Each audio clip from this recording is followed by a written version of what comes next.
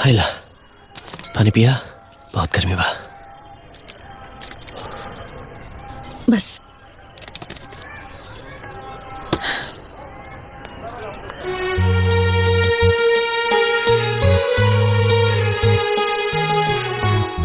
कहो मीरा, का सोचता रहो? हम बहुत गरीबी में पलल बानी, पता ना आप लोगों के अमीरी में ढल पाइब की ना। आप लोगों के रहन सहन खान पान बहुत अलग हुई ना। तारा का लगा था कि हमनी के सोना के चावल, चांदी के रोटी या हीरा के सूप पिए नहीं जा? अरे हमनी के आज भी घर में लिट्टी चोखा ही खानी जा। आई जौन तू पैसा रुपया देखा तारू ना, खाली दुनिया के देखावे खातिर बा। ये पैसा रुपया से ना आदमी के संस्कार बदलेला, ना आदमी के रहन सहन और ना खान पान। बाबूजी सही कहले रहलन, रवा लोग जितना कामयाब हैं उससे ज्यादा संस्कारी। वैसे हमार दादी या हमार माई तहार थोड़ा कम तारीफ कैले बा लोग। वो लोग जितना बतौले बा तू ओकरा से कहीं बढ़ के बाड़ू। सच पूछो ना, तब आज तारा नियन कोहिनूर पाके हम सही में धनवान भइल बानी। बस मीरा, बस हमनी के प्यार के केहू की नजर ना लगे।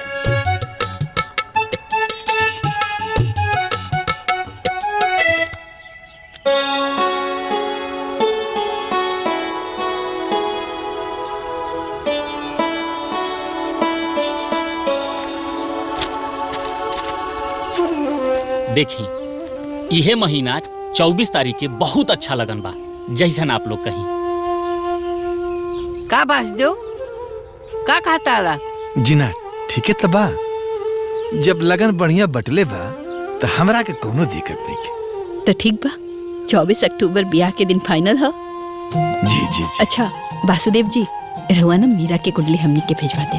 जी जी। वो कहा ना हम पुरोहित जी के दिखवा करके गन्ना बन्ना दिखवा ले। जी बिना जरूर। उनके मर्जी के हमनी कुछ न करेला। जी जरूर भेजवा दे। अब इजाजत दी हमरा। जी चला, हाँ प्रणाम। खुश रहा खुश रहा। जी अच्छा तो चला तानी, चली पंडित जी। हाँ जय देवी माँ। ठीक बा खुश पंडित रह, जी। आशीर्वाद आशीर्वाद बना रहे। प्रणाम।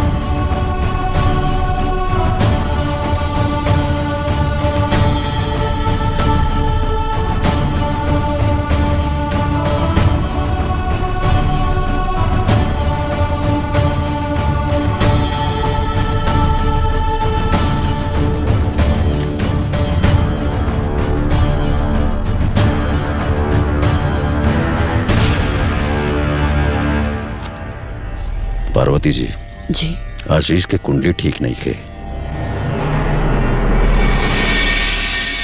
ओकर कुंडली में विवाह पश्चात मृत्यु योग बनत बा।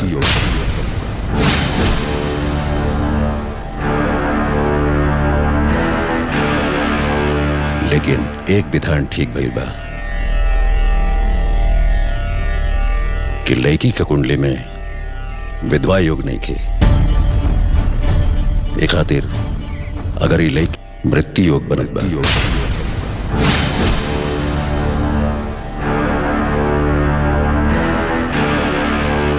लेकिन एक विधान ठीक भइल बा कि लड़की के कुंडली में विधवा योग नहीं थे। ए खातिर अगर ये लड़की से आशीष के विवाह हो जाए तो आशीष के मृत्यु टल जाए।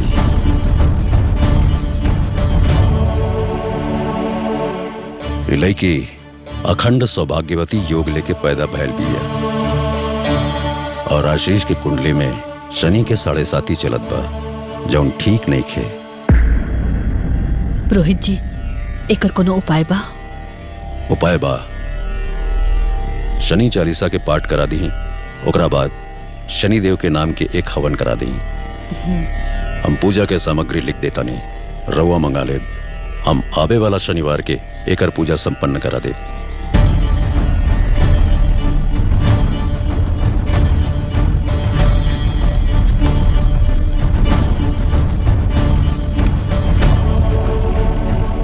ले मंगा ले, हम आके पूजा कर दे। जी रवा कर दी। चलो।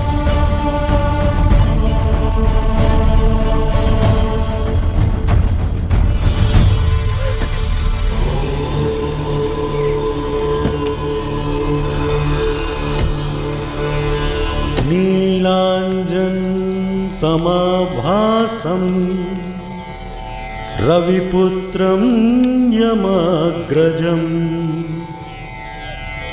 छायामातण्डसम्भूतं तं नमामि शनैश्चरम्। नीलांजन समाभासं रविपुत्रं यमाग्रजं छायामातण्डसम्भूतं तं नमामि शनैश्चरम्। नीलांजन समाभासं रविपुत्रं यमाग्रजं छायामातण्डसम्भूतं तं नमामि शनैश्चरम्।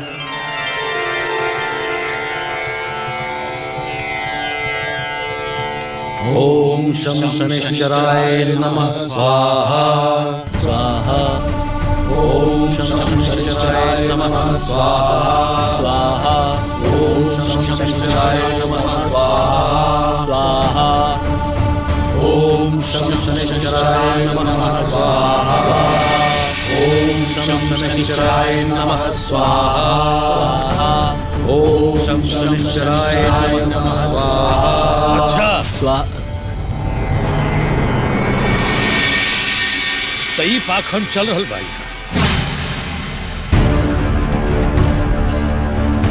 ए जी रोवा ई का कहता नहीं, पूजा पाठ के पाखंड कहता नहीं। रोवा के देखे मालूम कि आशीष की कुंडली में दोष बा। आशीष के कुंडली में दोष नहीं है, ए पंडित के मन में खोट बा। आई कुंडली के दोष दिखा के इस सारा आडंबर रच ले बा। बंद करे सब ड्रामा। हम पूछे के चाहता नहीं कि आशीष के पास ऐसा कौना चीज के कमी बा। यश वैभव कीर्ति सब कुछ बा। हमार बेटा राजयोग लेके पैदा भइल बा। अगर एकरा कुंडली में दोष रहित ना तो इतना ऐसो आराम वाला घर में पैदा ना हुई, कोनो झोपड़ी में पैदा हुई। बंद करे सब ड्रामा। जब नाश मनुष्य पे छाता है, पहले विवेक मर जाता है। कैलाशनाथ, तो के नइखे मालूम कि तू ई पूजा के रोक के कितना बड़ गलती कर रहा बड़ा।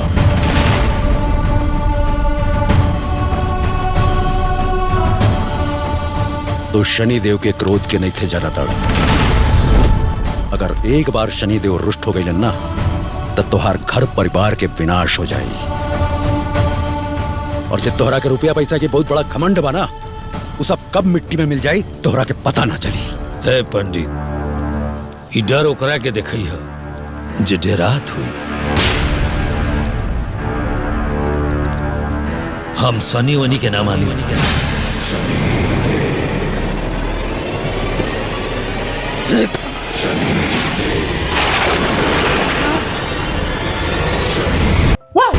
कैलाशनाथ, ब्राह्मण का अपमान नहीं किया जात, ये ठीक ना कैला। अरे माई सब ढोंगी हुआ सब।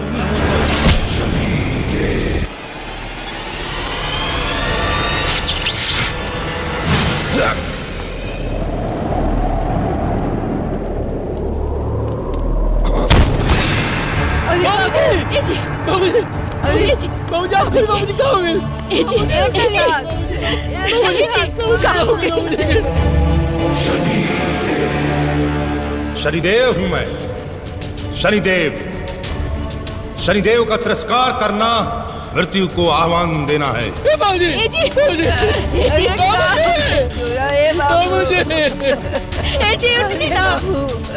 ये बूढ़ी माई के कौन दिन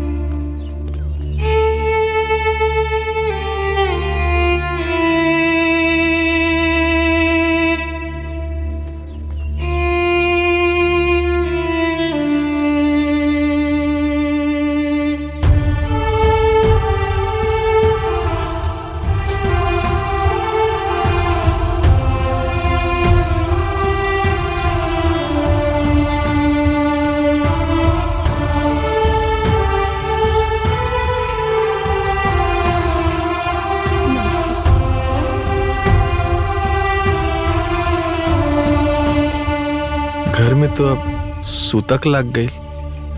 अब 1 साल तक तो कौनो मांगलिक कार्य ना हो सकेला।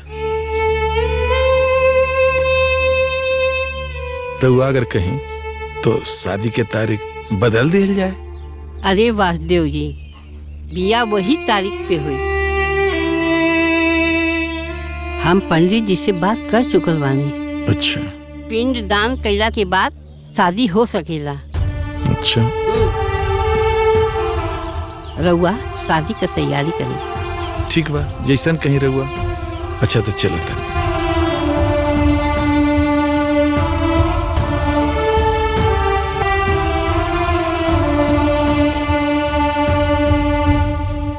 का जाने कहाँ रहलू वहीं तक ले। अरे वो कैलाश जी वाला बात सुन लो। हाँ अरे हाँ ये बहिनी, अरे असीसवा का होखे वाली मेहरारू के तनाव सगुनी लइके बिया हो। अब बहिन तो बिया हो ना भइल आ ससुर के खा गइल। एकदम सही कहा तारू बहन, लगन के अच्छत ना सहल। अब बहन तक ले घरवा में गोड़वो नहीं खे पड़ल तो ई हाल है।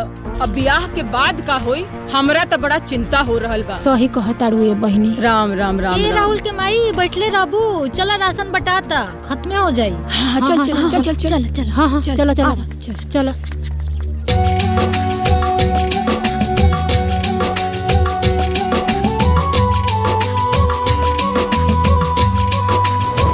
नारायण नारायण नारायण नारायण।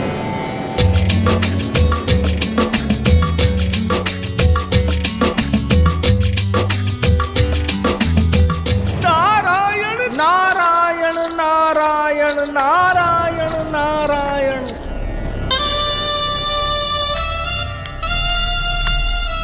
सूर्य पुत्र शनि देव की जय हो। प्रभु, आपके क्रोध से देव दानव ऋषिजन सब थरथर कांपते हैं। शनि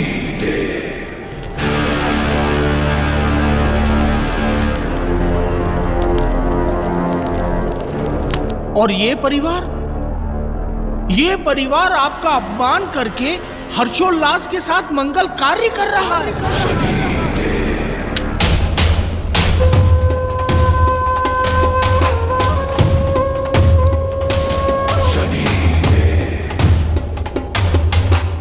आपके तेज से रावण के सोने की लंका भस्म हो गई।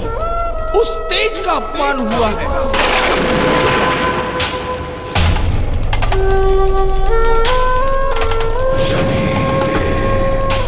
आपके क्रोध से देव दानव ऋषिजन थर थर कांपते हैं। उस क्रोध का अपमान हुआ है प्रभु।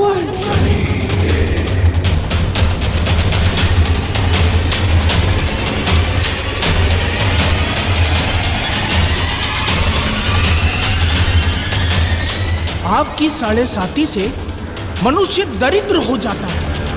उस 7.5 का अपमान हुआ है प्रभु। उस 7.5 का अपमान हुआ है प्रभु। अगर इस तरह ही चलता रहा तो सारे ग्रह में सबसे तुच्छ हो जाएंगे आप।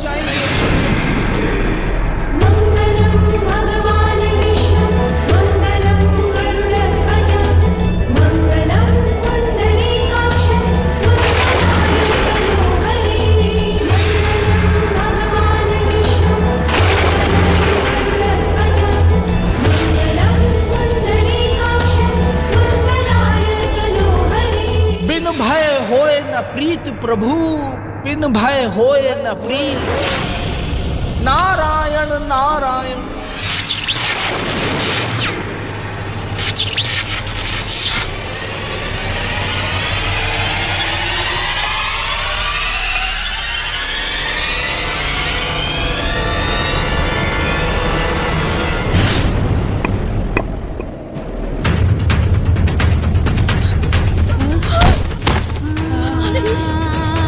क्या हो गया बेटा? तेज आशीष, सनी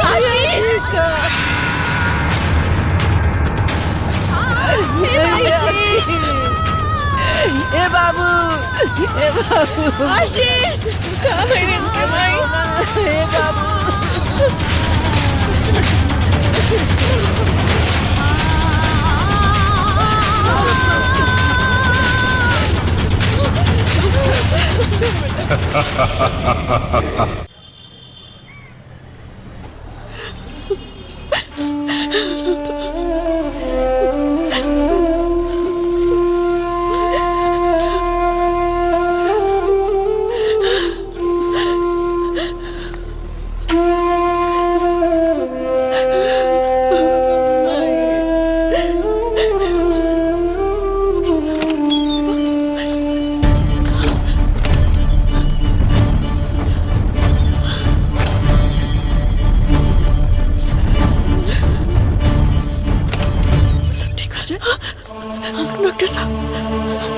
डॉक्टर साहब, हमने बेटा की भैल कहा। राइट साइड की बॉडी उनकी पूरी पैरालाइज्ड हो चुकी है।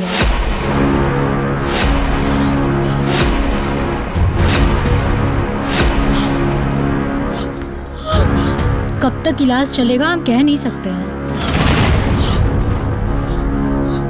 हम 1 सप्ताह उनको ऑब्जर्वेशन के लिए रखे हैं, उसके बाद हम बता सकते हैं आप उनको यहाँ इलाज कर सकते हैं या घर पे ले जाके इलाज कर सकते हैं। उनका इलाज लंबे समय तक चलेगा। Excuse me. हाँ, सब ठीक हो जाए।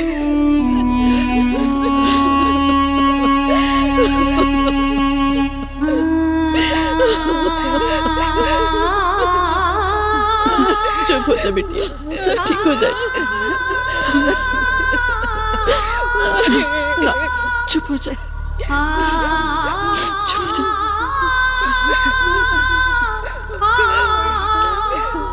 बिटिया, सब ठीक हो जाए, तू धीरज रखा।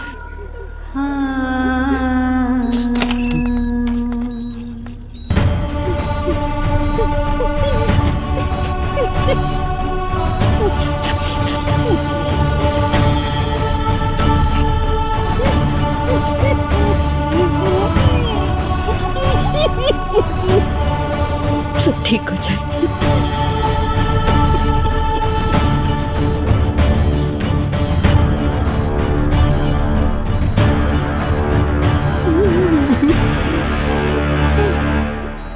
का भइला जी रहुआ के?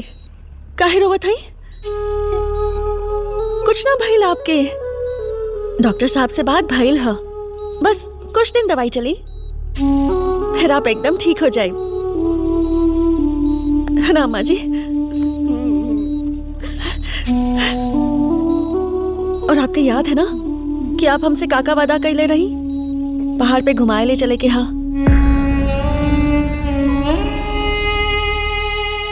कश्मीर के सर्द हवा में साथे बैठ के कुल्हड़ वाली चाय पिए के? हाँ, और रिवर राफ्टिंग करे के? हाँ, 12 ज्योतिर्लिंग के दर्शन करे के? हाँ, और विंध्याचल और चौकिया धाम भी चले के? हाँ ना? देखी, आप वादा ना तोड़ सकेली। अब जल्दी जल्दी ठीक हो जाएं।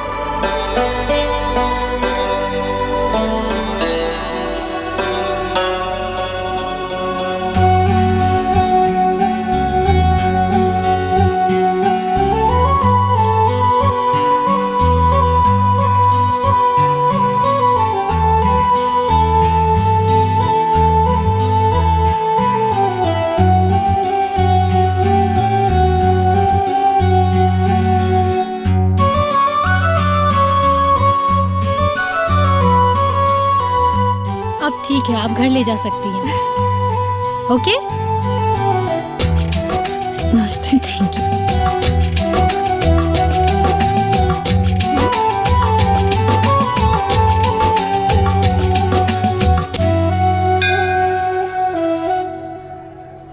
ये कौन गलती के सजा दे रहल बाड़ू माई? आखिर का कमी रह गए रहे हमार भक्ति और पूजा में कि हमरे हाथ के मेहंदी भी ना छूटल रहे, हमरे सुहाग के साथ हमारे गृह प्रवेश भी ना भइल रहे, हमार पति लकवा ग्रसित हो गइलन,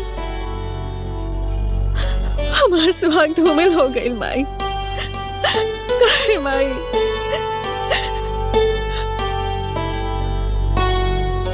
माई अगर हमरे पति के कुछ भी हो गइल, ये समाज हमके मनहूस कही, ताना कीटा मार मार के हमार जान ले ली माई। अगर हमरे जीवन में एक भी पुण्य बचल हो माई, ओकरा बदले हमरे पति के जान बचा लो माई। हमरे पति के स्वस्थ कही था, स्वस्थ कही था माई, स्वस्थ कही था।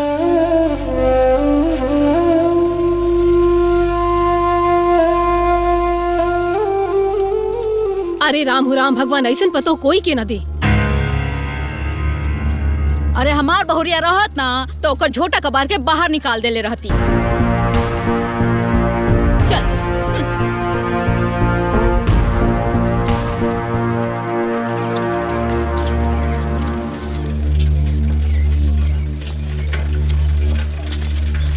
ए बहिनी, इतना धन दौलत कौना काम के हो जब घर का दम ये ना खुश रहे। सही कहता रुए बहनी, एकलौता लइका रहे उहो अपाहिज हो गई। ई मनहूस के घर में आइला से कहो करेजा जुड़ा गेल तोहर हमरा पतो के मनहूस बोल करके। अरे अनहोनी तो केहू के भी घर में हो सकेला। जब राम जी के वनवास भइल तो सीता जी मनहूस हो गई कि सीता जी के जब वन में हरण हो गई तो राम जी मनहूस हो गए। ये सब विधि के विधान है, केहू बदल ना सकेला। लेकिन एक बात और, हमरा पतो के दोबारा मनहूस मत बोलिया, ठीक बना? हाँ, होम करत हाथ जले, अब भलाई के तो जमाने नहीं खे। अब पितरी के गहना पे इतना गुमान, सोना पहनती तो चलती उतान। हाय मनहूस पतहू पे इतना घमंड। ए भाई नहीं, हमरा से काले वेला देंगे है।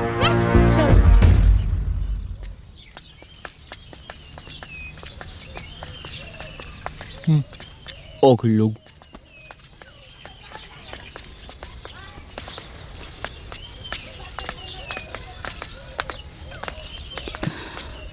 प्रणाम। खुश रहा। प्रणाम। प्रणाम माई। कौन आशीर्वाद दे तोहरा के? सदा सुहागन रहे के कि सदा सुखी रहे के?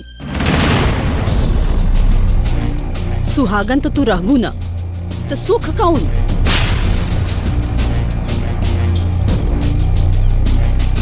समधन जी, ये कैसन बात करता नहीं रहुआ? ई सवाल तो हमरा के पूछी के चाहे समधन जी, काहे रहुआ ऐसन कहनी है? काहे इतना बड़ बात हमनी से छुपाऊनी जा? अरे राउर बेटा के कुंडली में मृत्यु योग रहे तो ये बात हमरा के बतावे के चाहिए ना। हमार बेटी की जिंदगी बर्बाद कर देनी, बताई ना समधन जी, काहे ऐसन कहनी, बताई ना। समधन जी, मीरा के कुंडली देख के पुरोहित जी बतैले कि मीरा के कुंडली में विधवा दोष निके, अगर ओकर बिया हमरा आशीष से हो जाए तो ओकर मृत्यु दोष टल जाए, यही से।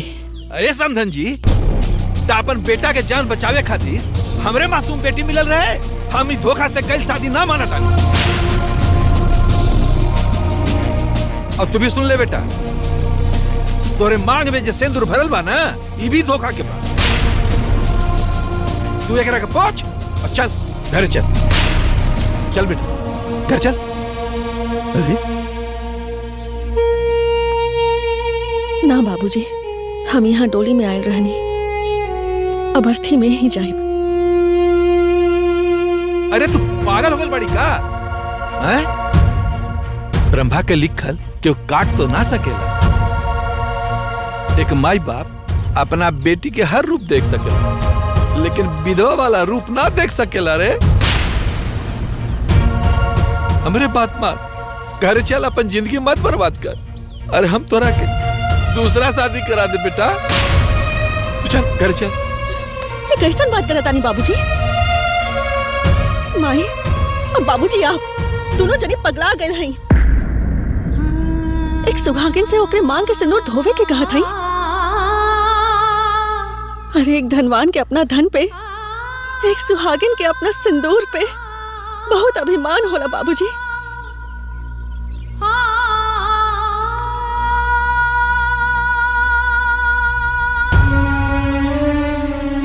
और अभी जैसन भी हवन हमार पति हवन, हमार पति, हमार परमेश्वर हवन। और इनके साथ हम एक दिन एक साल भी सुहागन रह लेना 100 बरस के बराबर हुए, 100 बरस के बराबर हुए। माई बाबूजी आप लोग हमके हमरे हालत पे छोड़ दें।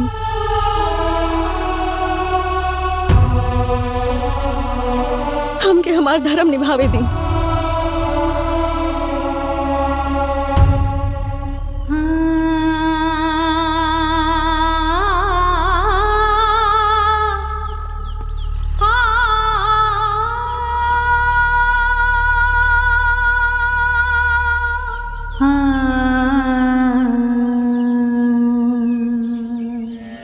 वाह प्रभु वाह, मान गए आपको।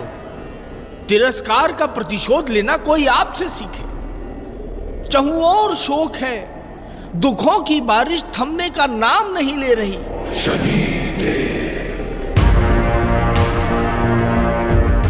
देव ऋषि, जिस परिवार ने हमारा तिरस्कार किया है, उस परिवार के घर के आंगन में कभी आनंद के फूल नहीं खिलेंगे और ना ही कभी कोई शुभ कार्य होगा। महाराज, एक संशय है। संशय? कैसा संशय देव ऋषि? कैलाशनाथ की पुत्र वधू मीरा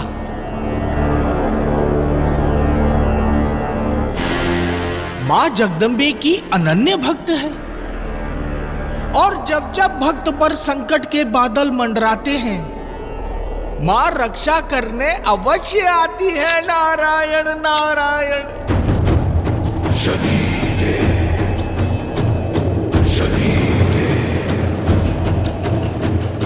देव ऋषि,